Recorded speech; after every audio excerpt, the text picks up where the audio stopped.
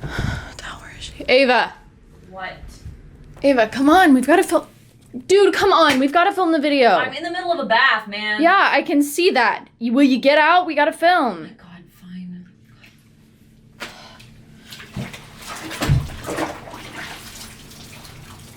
I'm ready. Are those zucchinis? Yeah, we were out of cucumbers. Okay, let's go. What's up, you guys?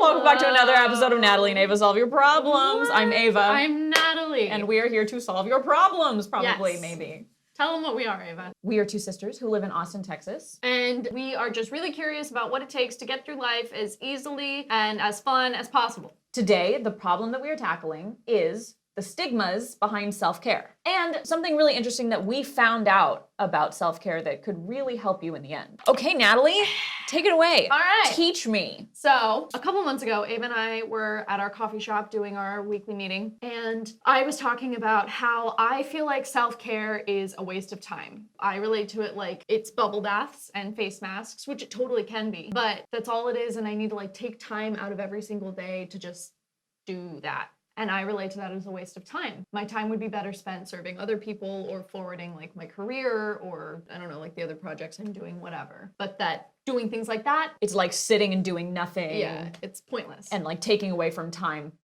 that you should be. yeah, productive. Yeah, yeah. I'm not doing anything. Yeah. So that conversation at the coffee shop sparked an ongoing conversation since. That was a couple months ago. So we've been talking about this for a while now. So we reached out to a few of our friends and we asked them, what are the stigmas that you feel like surround self-care? And what do you wish people knew about self-care that maybe they don't? We got some really interesting responses. Yeah, some I didn't even think of, and Yeah. it kind of opened my eyes to the fact people are also struggling with this. Cool, I'm not alone. But also, like, it's so varied. So for me, it's like, it's cost too much money. I don't want to do a bubble bath every night. It's a waste of time. That's my experience. One of our other friends said it's a luxury or a reward. So like, unless you have done what you needed to do for that day or you were productive enough, whatever that looks like, then you get self-care. Otherwise, no self-care for you. Otherwise, f*** you. Another one said it has to be, they didn't reference Parks and Rec specifically, but this is what I thought of. It has to be like the Treat Yourself Day that Tom and Donna do, where they also go and spend like a frick ton of money. Once a year, Donna and I spend a day treating ourselves. What do we treat ourselves to? Clothes, Treat yourself. fragrances, Treat yourself. massages, Treat yourself. mimosas. Treat yourself. It's the best day of the year. The best day of the year! So it's like a holiday. It's like Yeah, a it's a special holiday. occasion. Our beloved Parks and Rec holiday. Yes. Treating yourself or self-care Is like something you like save up for the whole year.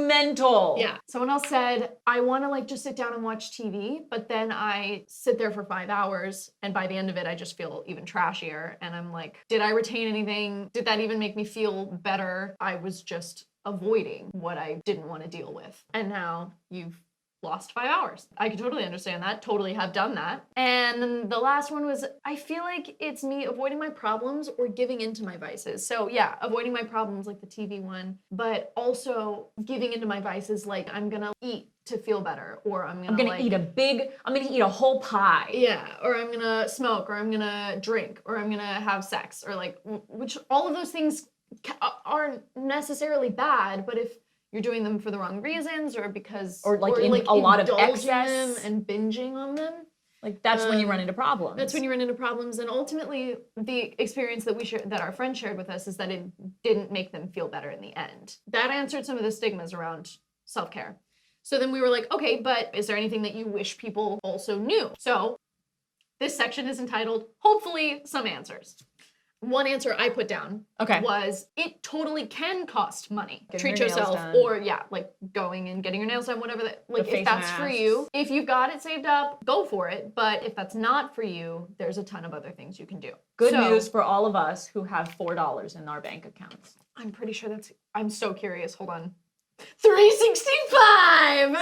And then these were some things from our friends. I think, Ava, you'll have some good things to say on this one concerning the work that you do. One of our friends said, taking deep diaphragmatic breaths stimulates the vagus nerve, Okay. engaging the parasympathetic nervous system and activating the body's rest and digest functions. What is the vagus nerve? First of all, so what I do is I work with Chinese medicine practitioners and acupuncturists. So I'm learning a lot about the body, and the vagus nerve is the longest nerve in the body. You can see right here in your throat, in this area, and it goes down, into past your diaphragm, and then this your is stomach. Taking deep diaphragmatic breaths stimulates the vagus nerve. So taking deep breaths stimulates the vagus nerve, which activates your parasympathetic nervous system, which is the opposite of your flight and fight response. Most of us on the planet are so used to our anxiety that if we have a moment without our anxiety, then we're anxious because we're so used to it. That's what's comfortable, even though it's really uncomfortable. So consider, and I'm going to throw a big one out there for you guys, consider that we are addicted to our anxiety. So that's what she meant by taking deep breaths. And from a physiological standpoint, that's what taking deep breaths does. It takes you out of your flight or fight response and puts you into a, what did she call it? Rest and digest. Okay. Thank you, Dr. Ava. Oh, you're welcome. That was good. I'm not a doctor, just so you guys She's know. not. But I am very knowledgeable on this stuff. Yeah, Yeah, thanks. that was good. Other, hopefully, some answers. Putting makeup on even when I don't go out. It makes me feel good and excited to do fun looks with my lipstick and eyeshadow. Along with that, they also said painting, dyeing my hair, crafting, or making pillow forts with their significant other or like your best friend. Something they also said was even if they're not going out, they'll put on a full face of makeup and someone will be like, oh, like you going somewhere? And they're not because we're in a panorama. But if Where are we? Is that a thing? It's a People thing. say a panorama? panorama, That's funny. Okay. you know, people will be like, oh, like you going somewhere? No, obviously they're not. But for them, it makes them feel really good about themselves. Someone else said, I love this one.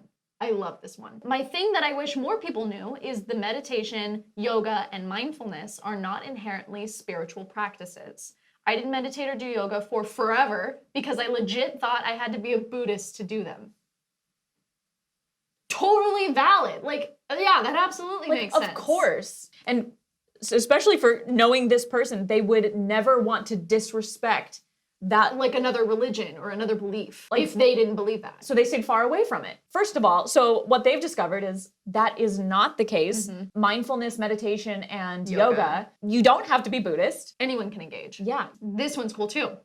They're all cool. We've got great friends. I love that everything that everyone put in here. Mindful eating is not the same as restrictive eating. Oh man, that's so good. Dude, Say that again. Mindful eating is not the same thing as restrictive eating. Know this.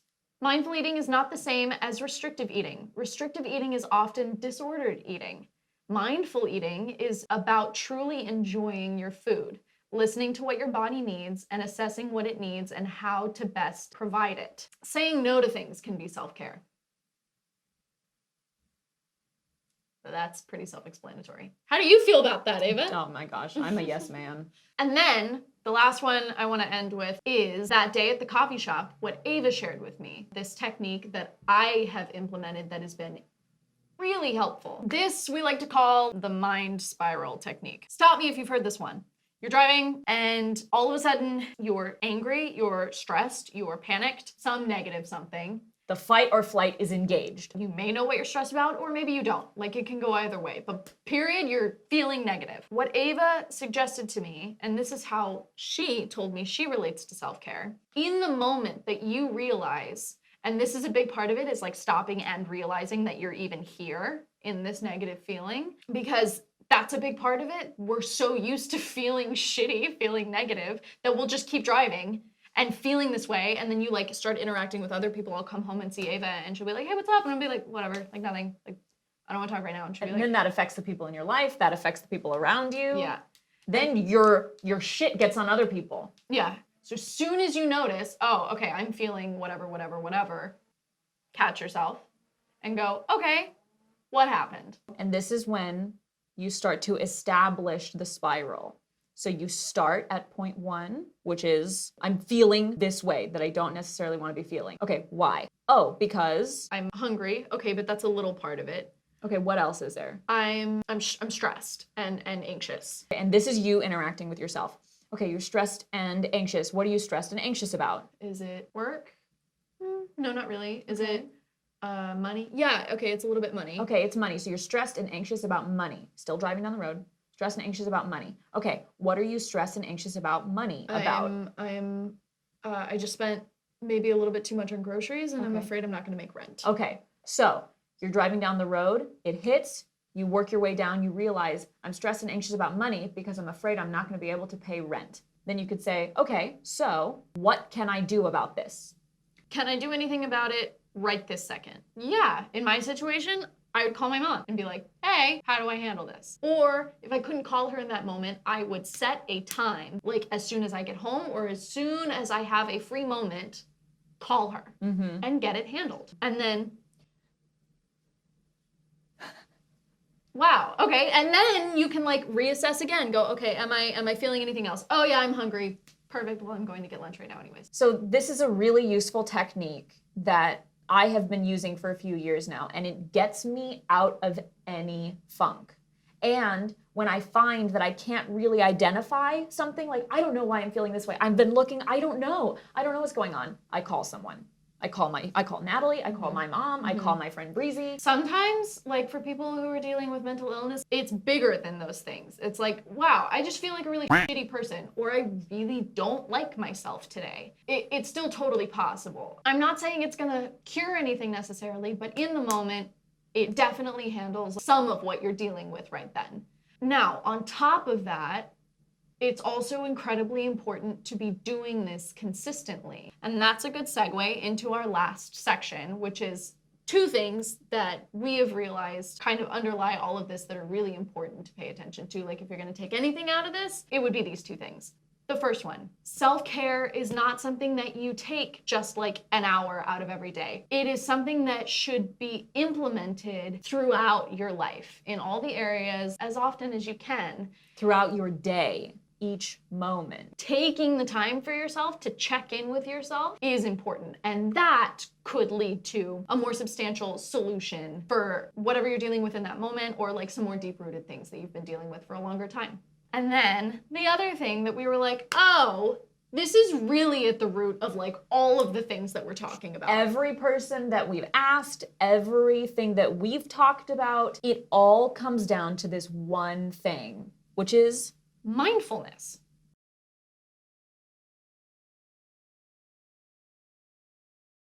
Mindfulness, we found, is at the root of all self-care.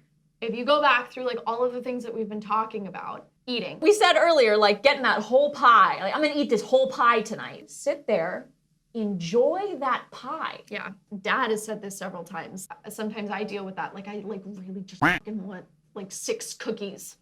I want them. Only 6? Gosh, okay, shut up. Or like a donut, like I really want a donut. Dad says, okay, like you can have it, that's fine, but don't regret it while you're eating it. Because it's if you take the time and like really enjoy it, go like, yes, like I'm doing this for me right now. This is what I'm doing. Your body recognizes it. Oh my gosh, that's such a good point. Because what a shitty thing to do to yourself when you're eating that donut that you want so badly to be like, I'm such a piece of shit. Why am I doing this to myself? God, this donut is good. I hate myself. Like, bro, just enjoy your donut, man.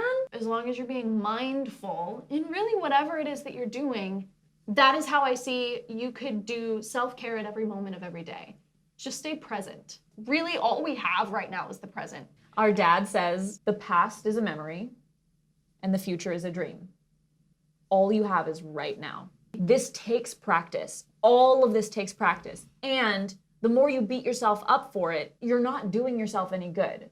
Nobody is thriving with that person over their shoulder going, do it, do it, do it, you suck. No, that's actually kind of what I want to end on. I do not know what the book was, but I just saw this girl reading an excerpt on a TikTok. And basically the general idea, I'm not quoting this at all, is that if you took your brain and embodied it as a person and had it walk around with you every single day, would you like to have it around? Because if you're doing that to yourself, you wouldn't last a second with that person. You'd be like, well, f you, I don't want to be your friend, bye. And you'd say, leave. But if you had I would break that person's face repeatedly and be happy about it. And yet that's what we do to ourselves. Okay, go ahead. Or if you talk to yourself like, hey dude, yeah, go get that f***ing donut. If you have someone who's there like supporting you and being like, it's okay, helping you be mindful, caring for you the way that a friend would, you're gonna want that person around all the time. So why not have that person in your head too? I love that. And that's what we got. That's what we got on self-care. To summarize, be kind to yourself, yo. Stop treating yourself like shit. And when you get that donut, enjoy the donut. Enjoy the donut, yeah. That's what that donut's there for. Yeah. The donut is there to indulge. It's also like disrespectful to the donut, Yeah, man. Like, don't disrespect the donut. I'm gonna go take this face mask off now. Cool. I think it's probably done. Yeah, I think you're good. We love you guys. Thanks for watching. Like, comment, subscribe. If there's a problem that you want us to solve, Please comment. we want to know what's your problem. The next video that we're going to be doing is going to be one of the first ones that was specifically requested by one of our followers. Keep up with us. We love you. Good night.